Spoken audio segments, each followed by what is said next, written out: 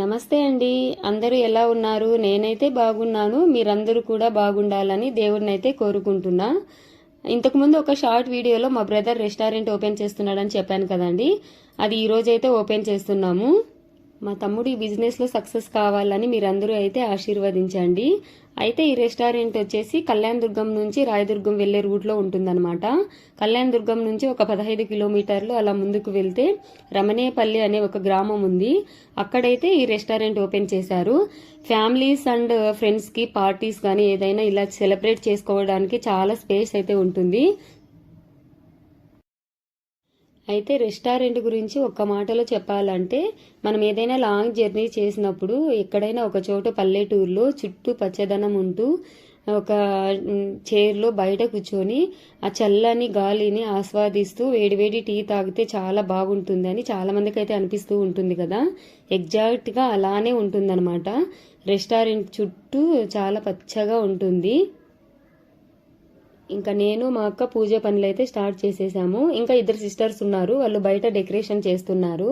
మా సైడ్ ఎట్లా అంటే ఏ చిన్న ఫంక్షన్ అయినా ఏ పూజ అయినా సరే ఫస్ట్ ఆడపిల్లలతో చేపిస్తారనమాట. అంటే మా చిన్నాన్నకి ఆడపిల్లలు లేరు, అయినా కూడా మా చిన్నాన్నకి ఏ రోజు కూడా ఆడపిల్లలు లేరే అనే ఫీలింగ్ అయితే లేదు. ఎందుకంటే మమ్మల్ని సొంత కూతురులాగా చూసుకుంటారనమాట. మా చిన్నాన్నకి సంబంధించిన ఏ చిన్న పూజ అయినా ఫంక్షన్ అయినా సరే ఫస్ట్ మేమే ఉండాలి, మేమే చేయాలి అన్నట్లు చేస్తుంటారనమాట. మా చిన్నాన్న కానీ మా పిన్ని కానీ అంత బాగా చూసుకుంటారు మమ్మల్ని. మేము లేకుండా ఏది కూడా జరుపుకోరు వాళ్ళు.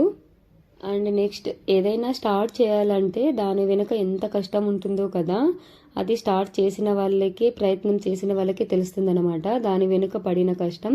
మా తమ్ముడు అయితే చాలా రోజుల నుంచి డ్రీమ్ అనమాట ఇది, రెస్టారెంట్ ఓపెన్ చేయాలని. ఎట్టకేలకి ఫైనల్గా రెస్టారెంట్ అయితే ఓపెన్ చేశాడు. తనైతే ఈ బిజినెస్లో సక్సెస్ కావాలని మనస్ఫూర్తిగా నేనైతే కోరుకుంటున్నా. ఇంకా పూజ పనులు అయితే కంప్లీట్ అయిపోయాయండి. ఇంకా పాలు పొంగించడానికి కుండకైతే బొట్లు పెడుతుంది మా అక్క. ఏదైనా ఫంక్షన్స్ కానీ పూజలు కానీ జరుపుకుంటున్నప్పుడు వర్షం గనక వచ్చిందనుకోండి చాలా ఇబ్బందిగా అనిపిస్తుంది కదా. మాకు కూడా అంతేనండి. మేము నైట్ 12 o'clock వరకు మొత్తం అంతా డెకరేషన్ చేశాము రెస్టారెంట్కి. ఇంకా కొంచెం అలా పడుకున్నామో లేదో మళ్ళీ వర్షం వచ్చేసింది. ఇంకేం చేస్తాం, ఇంకా పడుకొనేసాము. వస్తూనే ఉంది వర్షము. మళ్ళీ 4 o'clock కల్లా లేచి మొత్తం డెకరేషన్ చేసాం, కానీ ఫుల్గా చేయలేకపోయినాం. ఇంకా టైం అయిపోతుంది పూజ చేయడానికి, అందుకని ఇంకా కొంచెం చేసేసి వదిలేసాము. అంటే రెస్టారెంట్ ఇంకా ఫుల్గా కంప్లీట్ కాలేదన్నమాట. అంటే మా చిన్నాన్నకు వచ్చేసి శ్రావణ మాసంలోనే ఓపెన్ చేయాలనేది ఒక నమ్మకం అనమాట ఆయనకి. ఇంకా అందుకని మా తమ్ముడు అయితే ఇలా సింపుల్గా రెడీ చేశాడు పూజ కోసం మాత్రమే. ఇంకా డెకరేషన్స్ అండ్ రెస్టారెంట్ పనులు ఇంకా చాలా ఉన్నాయన్నమాట. ప్రజెంట్ పూజ కోసమే ఇలా సింపుల్గా రెడీ చేసుకున్నాడు ప్రస్తుతానికి. తనేనండి మా తమ్ముడు. తనకి హైదరాబాద్ బెంగళూరులో సాఫ్ట్వేర్ జాబ్స్ అయితే వచ్చాయండి. కానీ వాళ్ళ అమ్మ నాన్నకి ఇష్టం లేదనమాట వాడిని అలా బయటికి పంపించడానికి. ఇంకా సరేలే అని 1 year వెయిట్ చేశాడు వాడు కూడా ఒప్పించడానికి. వాళ్ళేమో ఒప్పుకోలేదనమాట బయటికి వెళ్ళి జాబ్ చేయడానికి. ఇంకా వాళ్ళ అమ్మ వాళ్ళ నాన్నని కాదని వెళ్ళలేక ఇంకా అక్కడే రెస్టారెంట్ అయితే ఓపెన్ చేశాడనమాట. నాకు తెలిసి చాలా తక్కువ ఉంటారేమో ఇలాంటి వాళ్ళు.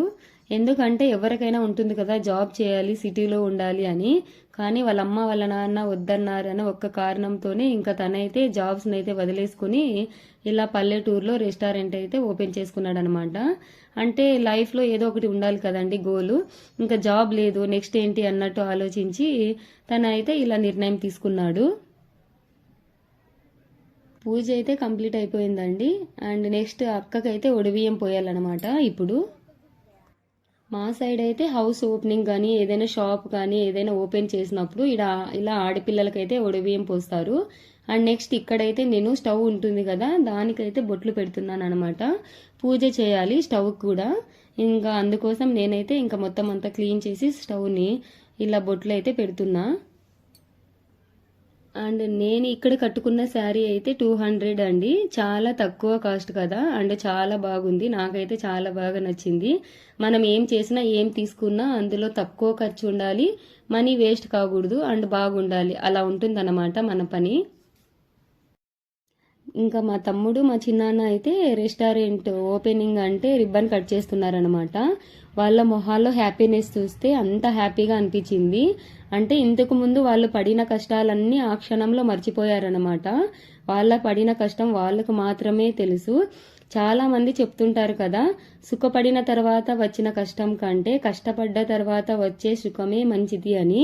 అదైతే ఇవాళ నాకైతే గుర్తుకొచ్చిందనమాట. వాళ్ళను చూసి అంత హ్యాపీగా అనిపించింది. వాళ్ళు కూడా కష్టం మొత్తం మర్చిపోయి ఇలా హ్యాపీగా రిబ్బన్ కట్ చేసి లోపలికైతే ఎంట్రీ ఇచ్చారు.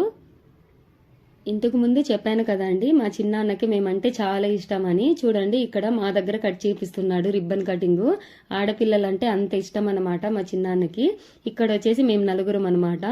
మా దగ్గర కూడా ఇలా రిబ్బన్ కట్ చేపించి లోపలికైతే ఇంకా వెళ్ళిపోయాం అందరము. ఇక్కడ రిబ్బన్ కటింగ్ మొత్తం కంప్లీట్ అయిపోయిన తర్వాత మా సైడ్ అయితే కొత్తగా షాప్ కానీ హౌస్ కానీ ఏదైనా ఓపెన్ చేస్తున్నప్పుడు ఆవునైతే లోపలికి తీసుకొస్తారనమాట. అక్కడ పూజ చేస్తున్నారు మా పిన్నిను మా చిన్న తమ్ముడు. పూజ చేసి మొత్తం పసుపు కుంకుమ అన్ని పెట్టి పూజ కంప్లీట్ అయిన తర్వాత ఆవునైతే లోపలికి తీసుకొస్తారు. అది కూడా ఆవు లోపలికి వచ్చేటప్పుడు కుడికాలు లోపలికి పెట్టి రావాలన్నమాట. కుడికాలు పెడితే మంచి జరుగుతుందని అయితే నమ్ముతారు మా సైడు. లక్ష్మీదేవి దయ వల్ల ఆవు అయితే కుడికాలు పెట్టి లోపలికైతే వచ్చిందండి. అంటే చాలా హ్యాపీగా అనిపించింది అనమాట అందరికీ కుడికాలు పెట్టి రావడం. అండ్ నెక్స్ట్ దేవుడి రూమ్లోకి అయితే వెళ్ళాలన్నమాట. ఇక్కడ కొంచెం పాపం టైల్స్ కదా, ఆవుకి కొంచెం జారాయండి. లోపలికి పోవడానికి చాలా కష్టపడింది. అయినా దేవుడి దయ వల్ల ఎలాగో అలాగా లోపలికైతే వెళ్ళడానికి ప్రయత్నం చేసింది. ఇంకా లోపలికి వెళ్ళినప్పుడు పేడ వేయడం కానీ గంజి పోయడం కానీ అలా చేస్తే చాలా మంచిది అంటారు. ఇంకా వాటిని కూడా కంప్లీట్ చేసేసింది ఆవు. అక్కడే పేడ వేసేసింది, గంజి పోసింది. అలా చేస్తే చాలా మంచిదని మా సైడ్ నమ్ముతారనమాట. మొత్తం ఇంకా వాటన్నింటినీ కంప్లీట్ అయిన తర్వాత ఆవు అయితే లోపలికి రావడానికి ప్రయత్నం చేస్తుంది. కానీ జారుతున్నాయండి టైల్స్. ఇంకెలాగో అలాగా లోపలికి అయితే తీసుకొచ్చేసాము. ఆవు బయట వేసేసిందండి గంజి పేడ. కానీ అదేంటో కానీ మళ్ళీ లోపలికి వచ్చిన తర్వాత మళ్ళీ గంజి పోసింది. అంటే నార్మల్గా టైల్ మీద ఆవు నిలబడటానికి చాలా కష్టం అండి. ఇంక అందులోనూ గంజి పోసేసిందా, అస్సలు తనకి కంఫర్ట్గా లేదు ఆవుకి. అలాగే ఎలాగోలాగా ఉంది. మా పిన్ని అయితే ఎక్కువ నమ్ముతుందనమాట. తనైతే హ్యాపీగా ఉంది. ఆవు పేడ వేయడం, గంజి పోయడం, కుడికాలు లోపలికి పెట్టి రావడం తనకి చాలా ఆనందంగా ఉందనమాట. ఇంకా మళ్ళీ గంజి పోయడంతో ఆ గంజి తీసుకొని ఇంటి మొత్తానికి ఇలా వేస్తుందనమాట. తర్వాత ఆవుకైతే మా సైడు ఇలా ఒడిబియ్యం కడతారనమాట. ఆవుకు కూడా కడతారు. ఇంకా ఆ ప్రాసెస్ అయితే స్టార్ట్ చేస్తున్నాం అక్కడ. అంటే సాధారణంగా మనుషులను చూస్తే అవి అసలు బెదిరిపోతాయి కదా, పాపం చాలా ఓపికగానే ఉందండి. ఒడిబియ్యం కట్టేంత వరకు అలా నిల్చుకొని బాగా మాకు కొంచెం సపోర్ట్ చేసిందనమాట. అంటే ఒడిబియ్యం బయట ఎక్కడైనా కట్టికి ఇలా కట్టేసి ఆవుని కడదామంటే అలా కట్టకూడదంట అండి, లోపలే కట్టాలంట. ఆవుకేమో కాళ్ళు జారిపోతున్నాయి వాటర్ ఉండటం వల్ల. తుడిచాము కానీ అసలు జారుతున్నాయి నైస్గా టైల్స్ ఉండటం వల్ల. ఇంకా అలాగే పట్టుకొని కొంచెం ఫాస్ట్గా అయితే ప్రాసెస్ స్టార్ట్ చేసేసాము. అక్కడ బొట్లు పెట్టి పూజ చేసాం కదా, కానీ లోపల కూడా చేయాలంట. ఇక్కడ మా పిన్ని వాళ్ళ అక్క అయితే ఒడిబియ్యం కడుతుంది ఆవుకి. అంటే మామూలుగా మనకి ఎలా కడతారో ఆకు కంకణాలు, పసుపు కొమ్ము కంకణాలు అన్నీ కట్టి ఇలా బ్లౌజ్ కొత్త పీస్ ఉంటుంది కదా, దాంట్లో ఒడిబియ్యం రైస్ పెట్టి ఇలా పోస్తారనమాట. సేమ్ మనం ఎలా ఒడిబియ్యం కట్టుకుంటామో ఆవుకు కూడా అలానే కట్టారు. ఆవుకి ఒడిబియ్యం కట్టిన తర్వాత ఆ ఒడిబియ్యము అంటే ఒడిబియ్యం పోసేటప్పుడు దాంట్లో పెట్టిన థింగ్స్ అన్నీ ఆవుకు సంబంధించిన వాళ్ళు తీసుకుంటారనమాట. ఇంక ఇక్కడైతే పసుపు కొమ్మ, ఆకు కొమ్మతో అయితే ఇలా కడుతుంది ఆవుకి.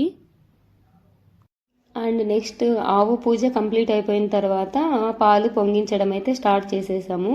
అంటే మేము అనుకున్నాము స్టవ్ ఉంది కదా, చిన్న స్టవ్ కొత్తదే అండి, దాని మీద పొంగిద్దాంలే అనుకున్నాము. కానీ మా నాన్న మా చిన్నాన్న వద్దు కట్టెల పొయ్యి మీదే పొంగించాలా అని చెప్పారండి. వాళ్ళు కొంచెం పద్ధతులు పాటిస్తారనమాట మా నాన్న మా చిన్నాన్న. ఇంకా వాళ్ళు చెప్పిన ప్రకారమే ఇలా ఇటుక పెళ్ళలు పెట్టి కట్టెల మీద అయితే పాలు పొంగిస్తున్నాము. కానీ వర్షం పడింది అని చెప్పాను కదండి, వర్షం పడటం వల్ల కట్టెలు అయితే తడిచిపోయాయి. ముందే ఆలోచించింటే కట్టెలు లోపలికి తెచ్చుకునే వాళ్ళం. మేము అనుకున్నాము స్టవ్ మీద పొంగిద్దాం కదా అనుకున్నాము. ఇంకా కట్టెలు కొంచెం తడిచిపోయి ఉండటం వల్ల కొంచెం టైం పట్టింది. అందులోనూ మట్టి కుండ కావడం వల్ల అది హీట్ అయ్యి పాలు పొంగేయడానికి కొంచెం టైం పట్టింది. పాలు పొంగేటప్పుడు కుడిపక్కే పొంగాల అని అంటారు కదండి. ఇంకా ఫైనల్గా పాలు కూడా పొంగిపోయాయి. అది కూడా కుడిపక్కే పొంగాయి అనమాట. ఇంకా మా పిన్ని ఆనందానికైతే హద్దులే లేవని చెప్పొచ్చు, అంత హ్యాపీగా ఉంది తను. ఇంకా ఆ పాలలోకే చక్కెర వేసి ఒక 5 మెంబర్స్ పిల్లలకైతే పోసిచ్చామన్నమాట. అంటే మా సైడ్ అయితే పెళ్లి కాని పిల్లలకి ఇలా పోసిస్తారనమాట. ఇంకా అందులోకి షుగర్ వేసి ఆ పిల్లలకైతే ఇచ్చేసాం పాలు. ఇక్కడ చూశారు కదండి, తనే మా పిన్ని.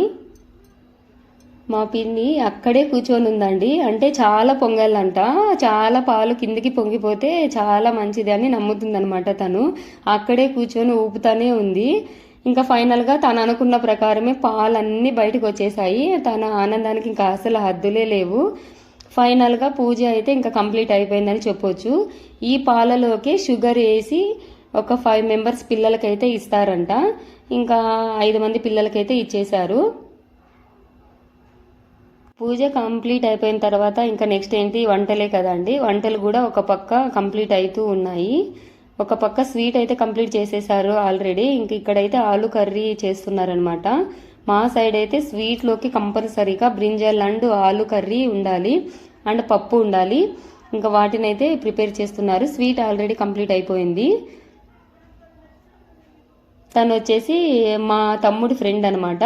ఇంకా ఫైనల్గా వచ్చిన వాళ్ళందరికీ పెట్టేసి లాస్ట్లో మేమైతే కూర్చొని తింటున్నాం అనమాట.